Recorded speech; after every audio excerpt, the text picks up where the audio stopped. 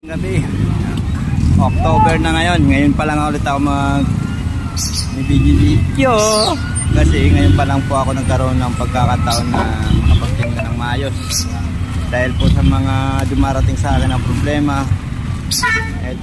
Ito po, ano lang to, medium. Medium. Ayan. Medyo nag-uumpisa pa lang po ako sa aking pagbabalik sa pagtitinda, marami pang kulang Ito bago sa akin to, green ice. Celery tsaka leeks wala pa. Ito pa lang yung labuyo, atsal. Ito mga atsal men. Hindi po nawawala to lagi. Always tayo niya, marami tayo stock dito. Papaubos natin ito, mga medium. Ang ganda na medium ngayon.